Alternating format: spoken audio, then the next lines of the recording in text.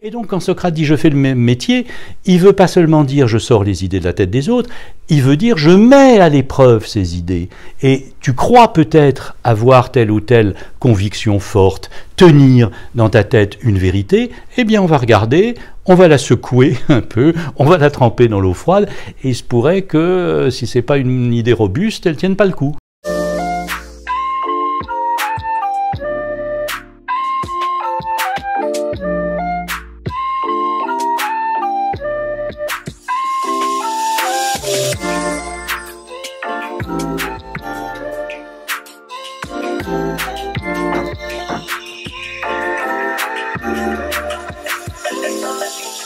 Paul Droit, bonjour. Bonjour. Vous êtes un grand philosophe. Philosophe, j'essaye. Et vous essayez de nous présenter un illustre philosophe, Platon, dans votre nouveau livre « Et si Platon revenait ?» Vous essayez, vous y parvenez extrêmement bien sûr. C'est le jeu de ce livre de l'extraire de l'Antiquité et de le plonger en 2018 au milieu des scènes d'attentats, de l'ensemble des mutations numériques, du dérèglement climatique, enfin de toutes sortes de choses qu'il ignore, mais sur lesquelles il peut peut-être, que si nous les voyons avec son regard, nous apprendre des choses. Donc en fait, le sujet c'est presque plus notre actualité, avec le filtre de Platon qui nous fait voir des choses, que Platon lui-même. Mais pourquoi l'avoir choisi lui? C'est pas simplement parce qu'il est grand, mais parce qu'il est en quelque sorte le mur porteur de l'ensemble de la pensée occidentale, celui qui a d'une certaine manière posé les questions fondamentales, mais aussi défini les règles du jeu, presque dessiné l'échiquier, si vous voulez, de la pensée, sur lequel on joue des parties avec lui, mais même les parties qu'on veut jouer contre Platon, on les joue là. Et j'ai choisi aussi de le faire venir ici parce que toute ma vie, j'ai lu Platon, je l'ai enseigné souvent, j'ai été professeur notamment à Sciences Po, mais je faisais visiter en quelque sorte, vous voyez, comme on fait visiter un musée, un chantier archéologique, vieilles choses, anciennes, respectables, très belles, mais pas forcément couplées à notre époque. Et philosophe, j'ai passé aussi ma vie avec un pied dans les rédactions, à être chroniqueur dans plusieurs journaux, et à m'occuper finalement de notre actualité. Et ces deux moitiés, je me suis dit, mais il faut essayer de les faire se rencontrer, parce que je ne crois pas que l'on ait la philosophie d'un côté, la vie réelle de l'autre. Il faut organiser d'une certaine manière la rencontre, même au prix d'un peu de burlesque, d'un peu d'insolite, de surprenant, puisque je l'emmène dans des tas d'endroits, mais c'est pas seulement pour le plaisir du jeu, c'est pour essayer finalement à la fois de faire voir notre époque différemment et de voir Platon lui-même autrement.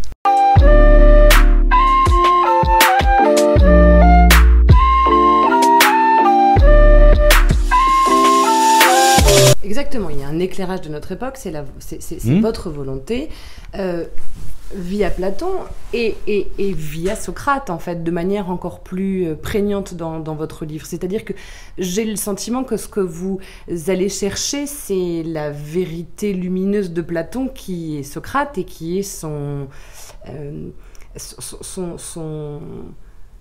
ce questionnement réflexif permanent. Et j'ai l'impression que c'est ça que vous proposez à notre société aujourd'hui, c'est de dire justement ce retour du réflexif, de dire avoir une opinion bien construite, c'est une chose, savoir bien l'argumenter, c'est une chose, mais ce que la philosophie préconise, ou ce que Socrate disait, c'est peut-être mettez à l'épreuve votre opinion elle-même. Tout à fait, parce que finalement, mais vous venez de le dire très bien, avoir des idées, je crois que c'est pas ça la philosophie, tout le monde en a. Savoir les défendre, c'est pas ça non plus, tout le monde à peu près sait répondre à des objections et argumenter. La philosophie, elle commence par ce mouvement réflexif lorsque on examine ce qu'il y a dans sa propre tête, lorsqu'on le met à l'épreuve. Quand Socrate dit « je fais le même métier que ma mère », elle était sage-femme.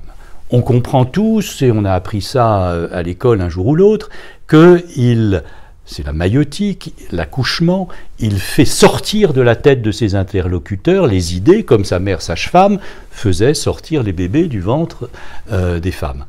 Mais quand on a dit ça, on a dit que la moitié. On n'a pas compris tout à fait le sens, parce qu'on oublie que ce que faisaient les sages-femmes grecques, c'était pas seulement accoucher les femmes, c'était mettre les bébés à l'épreuve. Chose évidemment qui nous paraît monstrueuse, que nous ne faisons plus, mais elles les trempaient dans l'eau froide, elles les secouaient et ne survivaient pas. Les plus faibles, c'est une société rude, avec une mortalité infantile très forte, etc. Et donc, quand Socrate dit « je fais le même métier », il ne veut pas seulement dire « je sors les idées de la tête des autres », il veut dire « je mets à l'épreuve ces idées ».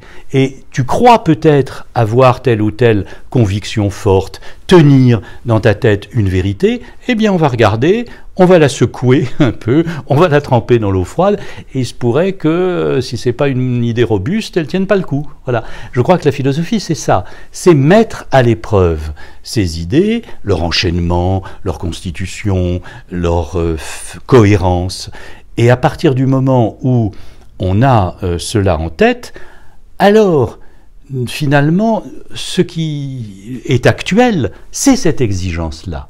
Parce qu'on peut tout à fait reprendre en 2018 avec d'autres, un autre contexte, avec peut-être d'autres, comment dirais-je, sociétés et d'autres problèmes que ceux de l'Antiquité, cette même exigence de penser, de mettre à l'épreuve, de tester nos idées et de se demander qu'est-ce qui est vrai dans tout ça, qu'est-ce qui tient le coup.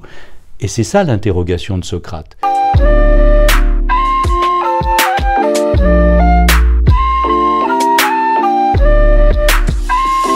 Vous dites quelque chose d'intéressant pour les élèves qui ont étudié, lu La République au collège, au lycée. Vous dites, prévenons-les d'ailleurs, nous vivons dans une société démocratique et nos valeurs sont celles des droits de l'homme, peu ou prou, mais c'est pas du tout la vision de Platon. Non, alors ça c'est quelque chose que je n'ai pas découvert, Karl Popper l'a dit avant moi, mais qu'on ne dit pas assez. Je crois que lorsqu'on enseigne Platon dans les écoles ou même dans les universités, que dit-on? On prend La République, modèle de la cité idéale, et on trouve que c'est très bien, puisqu'il s'agit de quoi? De construire une cité, on redescend de la caverne, on a vu le vrai, le beau, le bien, on va refaire le monde à partir de là. Or, il me semble que là, il faut souligner un point tout à fait important, c'est que Platon invente ce que j'appelle la matrice de tous les totalitarismes, c'est-à-dire le fait de mettre au poste de commande du politique une vérité ou une connaissance jugée absolue. On est sorti de la caverne, on a vu le vrai, donc on va pouvoir, en quelque sorte, reconstruire de fond en comble la société selon un modèle vrai. Or là, eh bien, c'est la matrice des totalitarismes même modernes. Si vous mettez la science raciale du Reich à la tête du politique, vous avez le système hitlérien. Si vous mettez la science de l'histoire supposée découverte par Marx à la tête du politique, vous avez le totalitarisme stalinien. Et il y a donc là quelque chose qui, je crois, doit nous conduire à réfléchir. Il y a de la vérité, bien sûr, dans les sciences, dans l'art aussi, dans la création. Il y a de multiples polarités, mais il n'y a pas la possibilité de mettre, si on veut préserver une démocratie, à la tête du politique autre chose que des tâtonnements, des compromis. C'est pas glorieux, c'est pas glorieux, mais ça empêche finalement un modèle de société monolithique construit d'un seul bloc qui est absolument étouffant.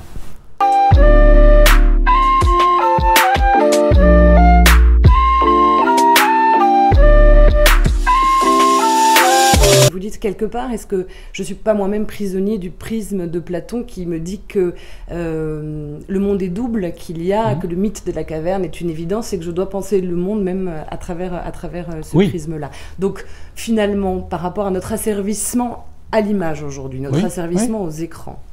Alors il y a deux façons de l'expliquer, il y aurait deux manières de le dire. Il y en a une qui, effectivement, serait conforme en l'adaptant à la pensée de Platon, en disant, ben voilà, nous sommes terriblement captés dans une caverne électronique. Nous avons des cavernes portables qui sont nos smartphones, et nous sommes encore plus dans l'addiction aux images, aux reflets, aux artifices que les prisonniers de sa caverne, parce que nous faisons venir nos pizzas de l'écran, nous y achetons nos vêtements, mais en même temps nous communiquons les uns aux autres, nous apprenons des choses, enfin bref, il y a une sorte de productivité de l'écran, du reflet, qui n'était pas du tout, comme si nous avions mis finalement tout le monde entier dans la caverne et qu'il n'y a plus de dehors, même quand on veut en sortir. Ça, ce serait assez dans le droit fil de Platon. Mais il y a aussi, alors ce serait Nietzsche qui peut nous permettre de formuler cette contestation, dire mais croire qu'on est prisonnier de quoi que ce soit et qu'il y a un dehors de la caverne, c'est être prisonnier de Platon. C'est-à-dire, c'est d'une certaine manière être à l'intérieur de son mythe à lui. Il se pourrait bien, non seulement qu'il n'y ait pas de caverne, mais qu'il n'y ait pas de prisonnier, et que nous soyons avec plus ou moins d'addiction à combattre, mais dans un monde où il y a entre autres choses des écrans et des reflets, mais que nous devons en quelque sorte ne pas forcément penser le monde à l'intérieur de Platon, si on veut le regarder lui-même du dehors. Pour en revenir à cette vérité que Platon recherche, dans sa relation à l'art, il y a la vérité de la beauté. Voilà. Et vous posez la question de dire, tiens, comment aurait-il abordé l'art contemporain aujourd'hui ? Je pense qu'il serait très déconcerté, parce que jusque, disons, à peu près au dadaïsme, il s'est maintenu quelque chose que Platon a bien compris, qui est le rapport de la création artistique à une perfection de la forme. Et donc, il y avait, finalement, d'une manière ou d'une autre, à travers des écoles, des styles, des révolutions esthétiques multiples, mais une constante qui était qu'une œuvre d'art, c'était quelque chose qui permettait l'accès à une beauté formelle particulièrement bien configurée. Dans les ready-made de Duchamp déjà, et puis dans évidemment d'innombrables œuvres contemporaines, le souci de la perfection du beau est évidemment perdu la plupart du temps au profit soit d'un concept, soit d'un message, soit d'une dérision, soit d'un décalage, soit d'une sorte d'effraction dans l'univers esthétique, mais où le souci même d'une idée de la beauté semble perdu ou périmé ou révolu. Et je crois que c'est ça qui marque un moment de décalage, qui conduirait aussi à dire qu'on est plutôt après Platon que dedans. Exactement. Et donc, avec cet art contemporain qui pose des questions dans ses performances, plus proche de Socrate, encore une fois. Probablement, oui, c'est un art qui pose des questions, qui interroge et qui, en lui-même, est effectivement un choc de déstabilisation plutôt que la recherche d'un objet qui évoque une forme parfaite. Merci. Merci à vous. Merci. Respecter, parce que oui. J'ai beaucoup aimé à la fin votre entre la vie, la mort, le navigateur. Oui. Position, trois sortes d'hommes avec le marin était finalement dans cette. C'est une phrase.